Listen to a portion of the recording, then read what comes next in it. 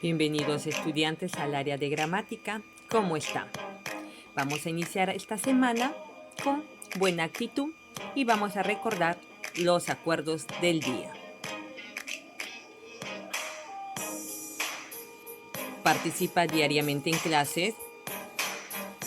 Procura mantener una actitud positiva durante todo el proceso de aprendizaje. Mantén limpio tu espacio y escucha con atención la clase. Vamos a conocer el tema. La actividad de hoy es leer textos informativos. ¿Y cuál puede ser el propósito? Vamos a descubrir.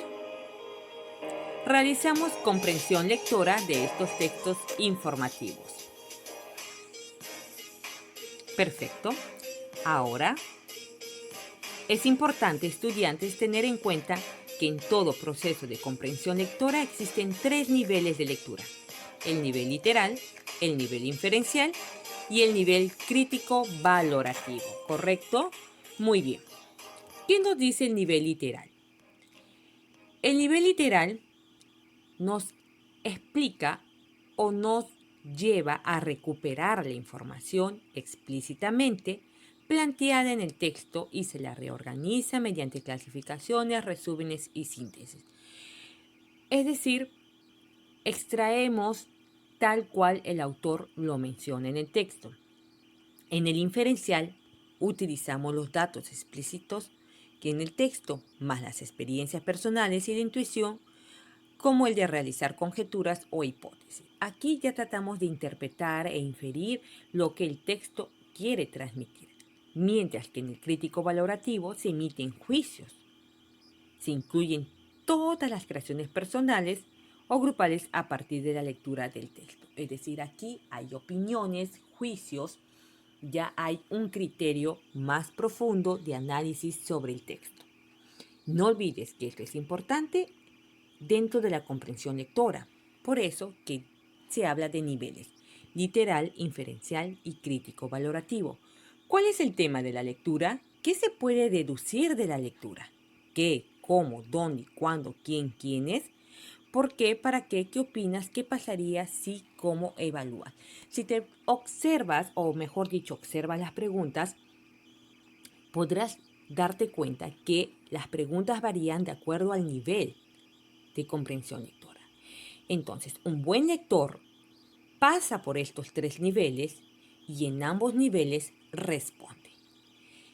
Nuestra comprensión lectora tiene que tener estos 3 niveles para que podamos denominar que realmente hemos logrado una buena comprensión lectora. Muy bien, ahora vamos a descubrir qué texto informativo es el que vamos a leer. Presta mucha atención. Aquí tenemos a un personaje. Está haciendo algo y está rodeado de unas plantas un poco extrañas, no muy comunes. Entonces, ¿conoces al personaje? ¿De qué puede tratar el texto? Vamos a ver. El personaje es Antonio Raimondi. Él nació el 19 de septiembre de 1824 en Milán, bandera de Imperio Austriaco, y falleció el 26 de octubre de 1890 a los 66 años, pero ha sido sepultado en el cementerio Presbítero Maestro. Él fallece en San Pedro de Lloc, Perú, ¿correcto? Muy bien. Antonio Raimondi era italiano, pero él amaba el Perú.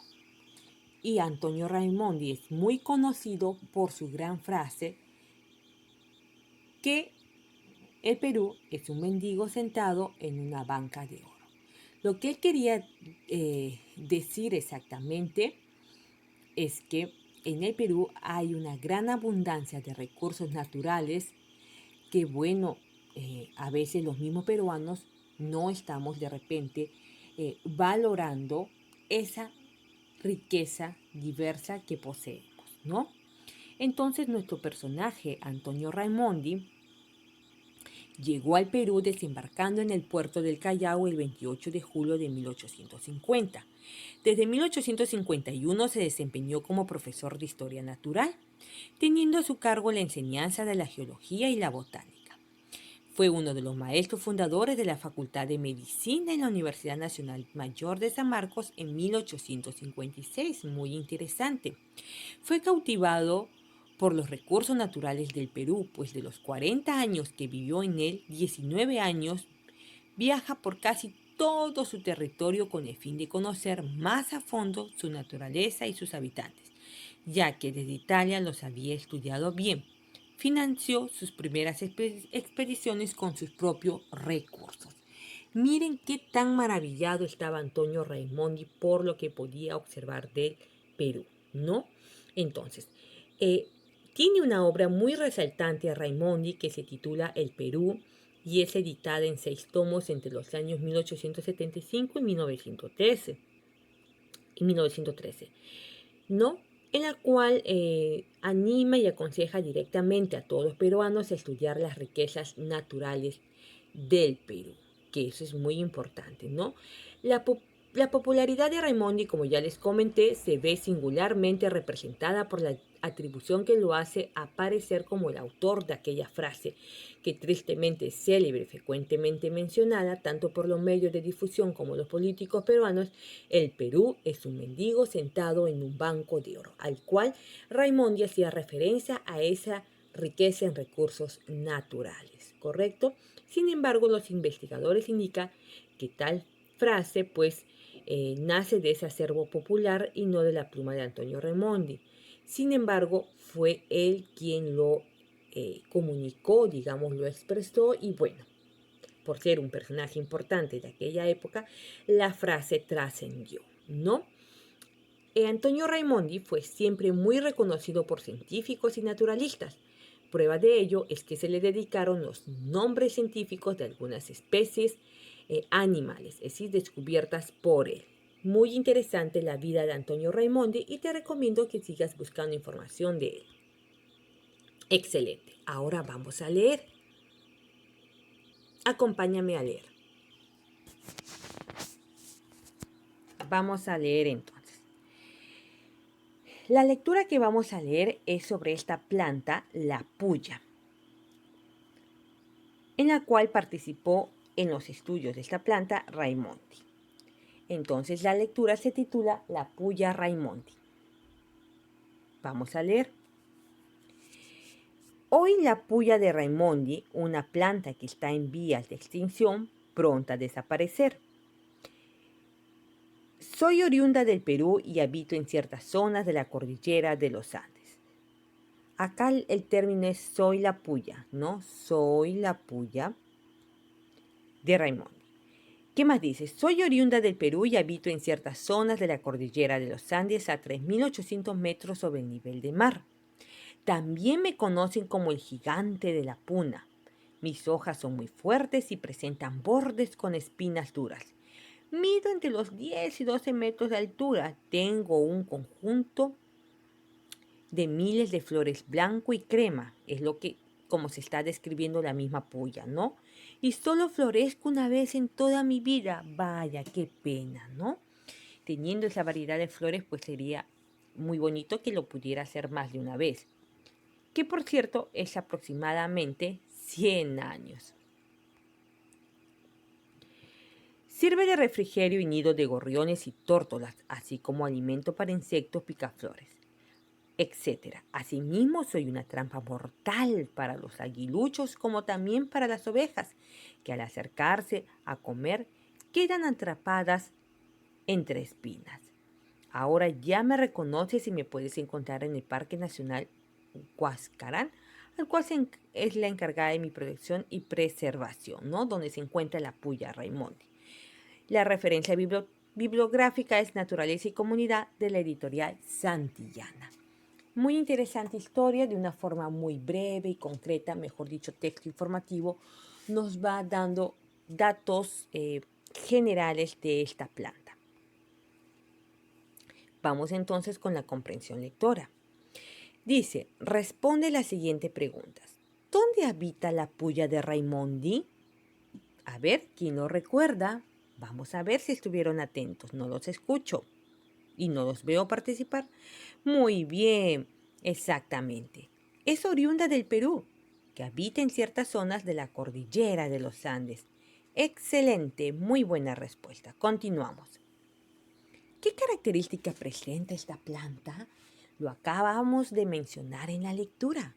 Haz un poco de memoria. ¿Qué características? Ah, perfecto.